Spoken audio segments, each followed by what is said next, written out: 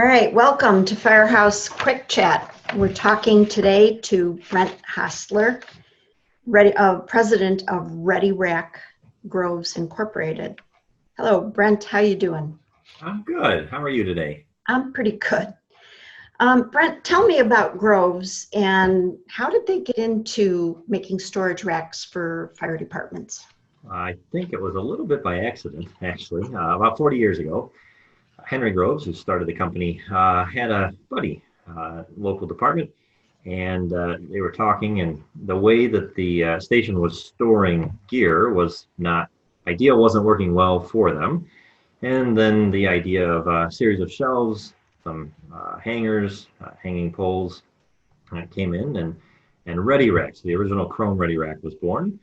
And then it worked well. And that station liked it, and talked to another one, and they talked to another one. And 40 years later, we have a lot of departments, a lot of stations that know Ready Rack and are using our products. Okay. Groves is growing and expanding to more than just manufacturing metal storage products, but as a resource of healthy options for fire and public safety departments. Can you explain this new growth and direction that the company is going in? Yeah. So looking at where we have been historically, it's really around storage and transportation. And over the past 5 years or so, working with the industry, understanding trends, listening to customers, we realized that there was more that we could do, more help and more products that we could offer to the market. So we've introduced an extractor line in addition to drying cabinet line. So really going after the wash, dry, store, and then working with other companies to bring in things like special detergent, wipes into the product line. And even as we look forward, helmets as well. So really trying to round out the offering where it makes sense for our company to support our distributors, our reps, and all of the firefighters, the end users that are out there. At what point in the design or build of a station would a fire department or an architect come to you, and what is the process for determining the right equipment for the station? I would say hopefully sooner rather than later. And looking at that, we work through and sell through a distribution network. And working with station, working with architect, working with our distributor, and then our team in that mix, really what we're trying to accomplish is getting the piece of work scoped correctly. So if we understand from the beginning what the needs are, what the project timeframe looks like, any constraints, and constraints is a big one.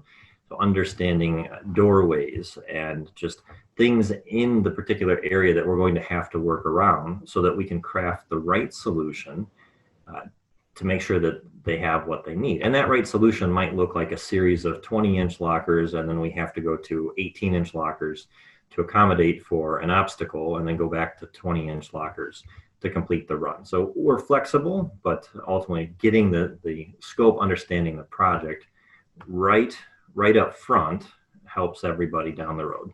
Mm-hmm. So are they standard sizes? I mean, height-wise, it sounds like you can make them, different widths, but what about like height? Height, generally speaking, is standard. So I'd say what we stock on a regular basis, we're looking at a standard height for one of our lockers. We have some multi-purpose storage units, our SOS rack, that have a little bit different heights, and then we look at the different depths. So generally, most of our lockers are 20-inch depth. We can go up to 32 inches in depth. Plus, when we look at the width, standard, we're running 18, 20, and 24-inch, but can customize. So we can go out to 28, 30, 32 if somebody is looking for a solution like that. Mm-hmm. And colors, is red pretty standard, I would imagine?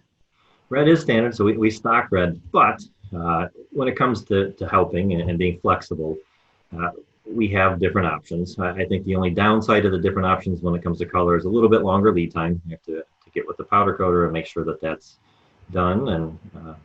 But something that we do like to offer, we see a regular amount of orders that come through with the custom colors. So it's a nice little perk to have in here. Yeah, like fire trucks where they have 100 colors of red, different colors for red, and but pretty standard, huh?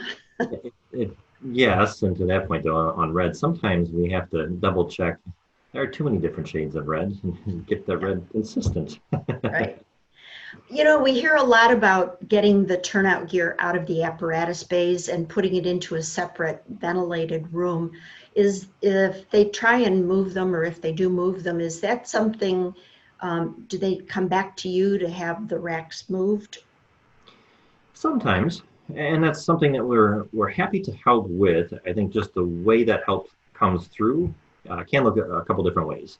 So we work with some subcontractors that help with installations. We offer installation services, and if it's something where even if it's not a new install, moving something, yes, we can get the right people there to help. I think more times than not, we see it happen at the station itself. And then we have our internal team as well as our rep and distribution network. And I know on several different occasions, there's great people in those networks that step up and go out and help, even if it's just a Saturday to lend a helping hand. So we're here to help get that job done. And that's across the United States? It is, yes. Okay. Um, we're all hearing about it right now, but the current COVID pandemic has really caused a demand for safe cleaning options within fire stations. How is Groves responding to this need in fire departments?